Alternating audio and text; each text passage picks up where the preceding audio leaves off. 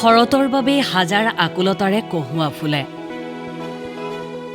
আহিনৰ বাবেই হাজাৰ আকুলতাৰে কহুৱা ফুলে। এয়া কহুৱা ফুলাৰ বতৰ। কাৰণ ধৰালৈ যে এতিয়া শৰত নামিছে। শৰত অহাৰ লগে লগেই হালি জালি কহুৱা ফুলি চৌদিশে দিছে এক শুভ্ৰ বতৰা। কহুৱাৰ হাউলি জাউলি বাৰি আদৰণি জনাইছে শাৰদীয় দুৰ্গোৎসৱক।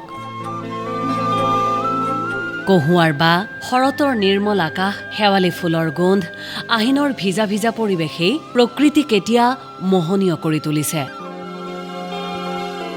অৱশ্যে এইবাৰ শৰতৰ বৈশিষ্ট্য কিছু ব্যতিক্ৰম হলেও শৰৎ যে সদায়েই শৰৎ, কিয়নো এই শৰতৰ বাবেই হাজাৰ আকুলতাৰে কহুৱা ফুলে।